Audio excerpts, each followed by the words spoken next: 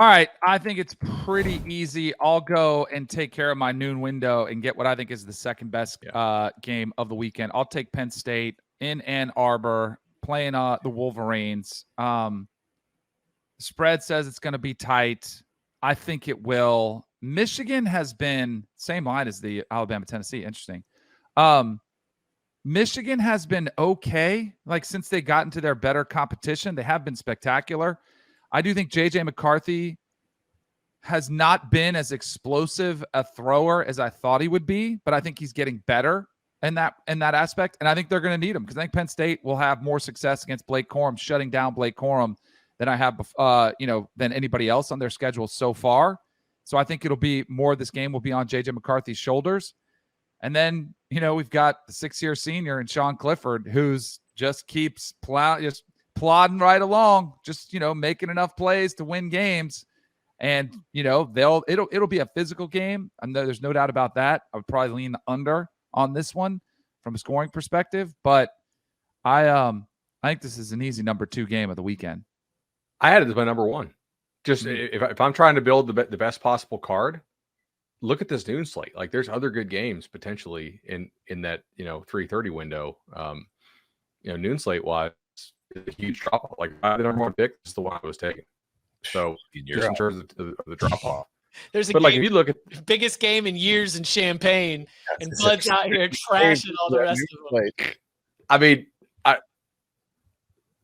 if you draft the Art Sitkowski game, I mean, I guess at some point you might have to because we're doing 4 rounds. The Dart Sitkowski. I do think Penn State, though, has been a lot better on the offensive line than people thought they would be, including myself this year. Like both their tackles look pretty good, and they might need it because Iobi for Michigan, the kid they got from Alabama, who was a 5-star at one point, is now playing like a 5-star. I mean, like Michigan has some legitimate pass rush since they lost a whole lot to the draft last year. Can Penn State make McCarthy hold the football, right? Because Maryland did, and he didn't look very good. Iowa, I feel like Michigan played a pretty low-risk game because you realize you're not going to lose to Iowa this year unless you just do a lot of dumb stuff because their offense. 10 points, it's a wrap. Done. Right. Exactly. In the Indiana game, they did move the ball. They looked really undisciplined, but they moved the ball. They were far superior there. We've seen Penn State go on the road, handle a hostile environment, and just like it's not a good Auburn team. It's a better Auburn team than it is now due to Auburn injuries. But I'm really excited to watch this one.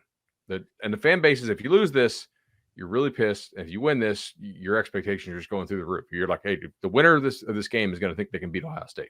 Yeah, I would. This was number 2 on my board. This is a very interesting game to me, not only because they're both undefeated, they're both in the same division, and it's also a kind of they haven't played anybody bowl. And so I feel like we're finally going to get an idea of how good either of these teams genuinely are. Because like, Bud, you mentioned Penn State's tackles and its offensive line have looked decent this year. And they have. But they've played Purdue, Ohio, Auburn, Central Michigan, and Northwestern. So let's see how they held up against Michigan. And Michigan had the one tough test against Maryland, which is a better team than I thought. But other than that, it's been Colorado State, Hawaii, UConn, Iowa, and Indiana. This is far and away the biggest challenge either one of these teams have faced. I think this is going to be the kind of game where we're going to learn a whole hell of a lot about both teams. Like maybe one of these teams is way better than the other. Maybe neither of them are that good, or maybe they're both great and we find out.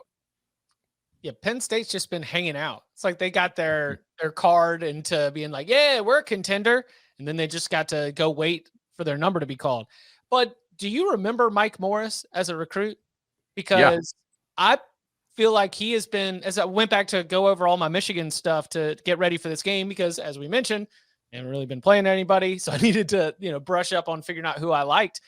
He's had a pretty strong performance, and it's not often that we catch a senior coming out of American Heritage that you are not calling their name a lot. What do you think is like played into him being a little bit of a later bloomer, at least by my analysis?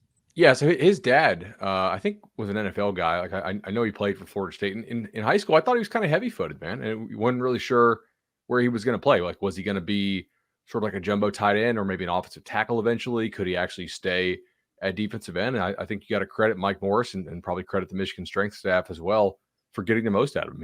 He stuck with it. He's gotten better each year, and now Michigan has a real player there. That and then the the freshman nose guard they have at Michigan is pretty nasty too. Like it's not often you see a true freshman play a nose, but I'm pretty impressed by that kid.